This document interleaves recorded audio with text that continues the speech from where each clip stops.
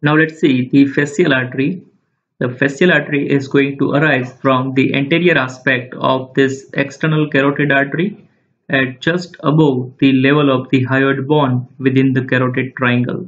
And this artery runs upward and forward from its origin, and it lies over the superior and the middle constrictor muscle, which reaches up to the posterior border of the submandibular gland, where it makes a groove within the posterior border of the submandibular gland and take a upward convexity loop, and then it is going to pierce the deep cervical fascia of the neck at the antero-inferior angle of the masseter muscle. From here, the artery it enters into the face after wrapping around the inferior border of the mandible, and it runs upward and medially after a tortuous course to reach up to the medial canthus of the eye. And this terminal part of this fascial artery it is called as the angular artery, which is going to anastomose with the dorsal nasal branch of the ophthalmic artery. The tortuosity of this fascial artery it allows the expansion of the pharynx in the deglutition and movement of the mandible, lips as well as the cheeks. Thus, the fascial artery is divided into two parts by its course from the origin to the inferior angle of the mandible. This part it is the cervical part, and from inferior angle to the angular artery up to the medial canthus of eye, this portion it is the fascial part. This cervical part of the fascial artery provides four branches, and one of them is from the loop of this fascial artery, and this artery passes upward and enter into the pharynx via the upper border of the superior constrictor muscle, and this artery it is going to supply the palate, and this artery it is called as ascending palatine branch of the fascial artery.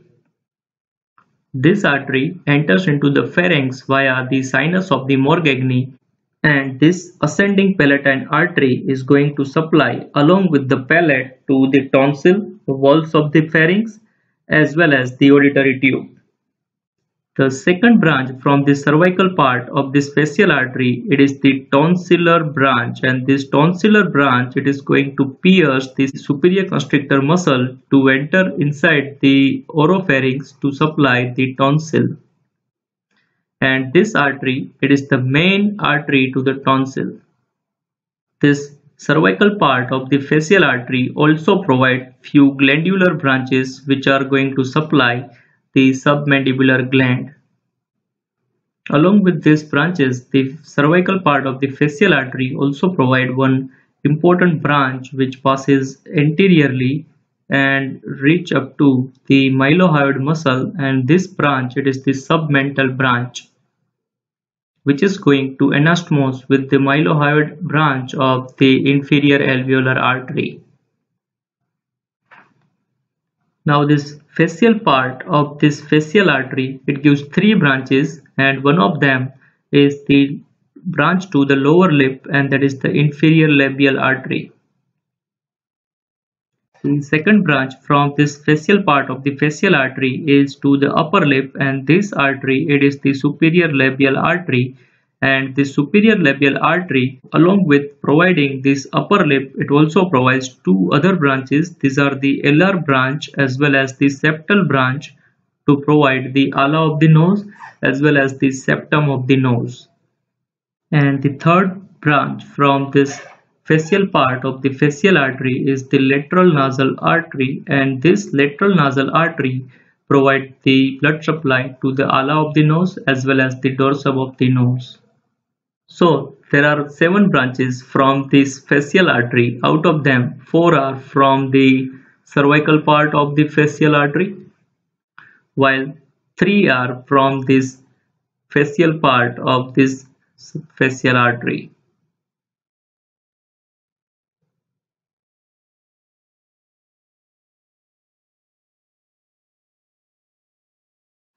Now let's see the occipital artery. This occipital artery, it is the posterior branch of the external carotid artery, which gives off at the level of the facial artery.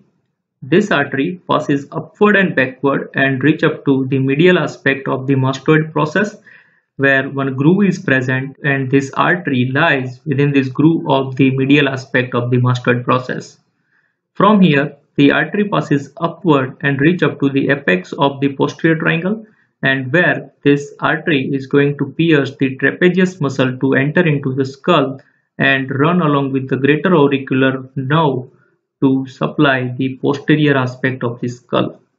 When this artery passes medial to this mastoid process, it is going to lie deep with these three muscles. They are going to attach with the mastoid process, and these muscles are the sternocleidomastoid muscle, splenius capitis muscle, as well as the longissimus capitis muscle. So this artery is going to lie deep to these three muscles just at near the apex of the posterior triangle. This occipital artery provides 7 branches, and the first branch from this occipital artery, these are the sternocleidomastoid branches, and these are usually 2 in number, which are going to supply the sternocleidomastoid after passing superficial to the carotid sheath. This occipital artery also provides one mastoid branch, and this mastoid branch is going to enter through the mastoid foramen to supply the mastoid air cells as well as the dura mater. Few meninges branches are also there from this occipital artery, which are going to enter within the cranial cavity through the jugular foramen and condylar canal to supply the posterior cranial fossa. The nearby muscles, they are going to be supplied by the muscular branches from the occipital artery. Occasionally, this artery provides one auricular branch which is going to supply the cranial part of this auricle. Some occipital branches, they are going to supply the scalp up to the vertex from this occipital artery, and this occipital arteries provide one meningeal branch which enter into the cranial cavity through the parietal foramina. And the last branch of this occipital artery, it is very important, and it is the descending branch, and this descending branch, it is going to divide into superficial branches and the deep branch, and the superficial and the deep branch, they are going to embrace the semispinalis capitis muscle. The superficial descending branch is going to anastomose with the transverse cervical artery, which is actually a branch of the thyrocervical trunk of the subclavian artery.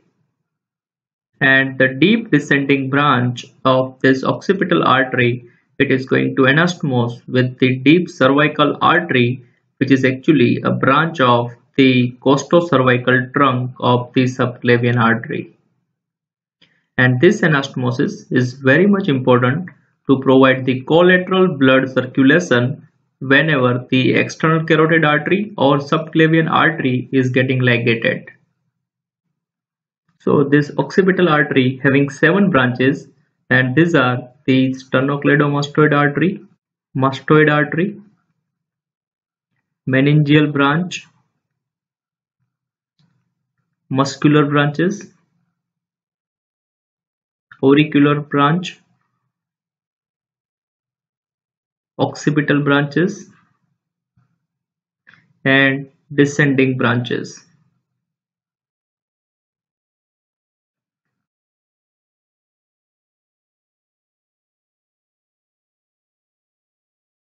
Now let's see the posterior auricular artery.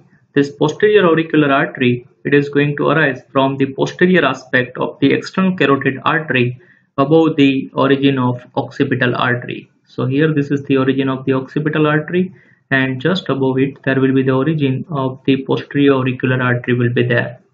And this posterior auricular artery, it runs along the upper border of this posterior belly of the digastric muscle.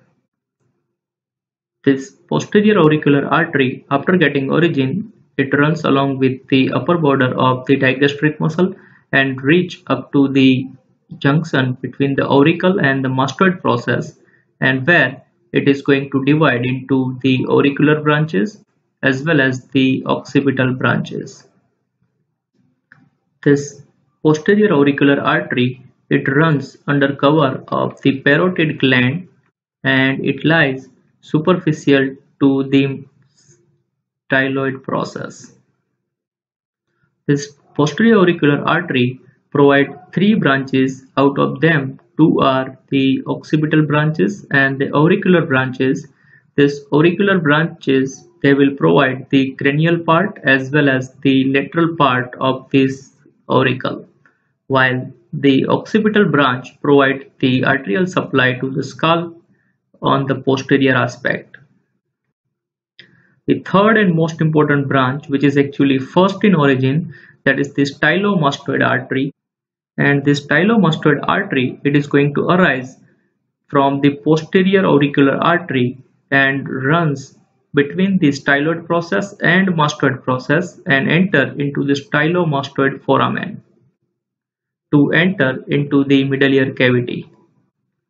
When this stylomastoid artery enter into the middle ear cavity through the stylomastoid foramen, it is going to supply the facial nerve, the mastoid air cells, as well as the middle ear cavity and semicircular canals. Along with this artery provide one posterior tympanic branch, and this posterior tympanic branch, it is going to anastomose with the anterior tympanic branch of the maxillary artery to form a circular anastomosis within the medial wall of this tympanic membrane. This posterior tympanic artery may arise from the occipital artery occasionally. So there are three branches from the posterior auricular artery. These are the stylomastoid artery, auricular branch, as well as the occipital artery.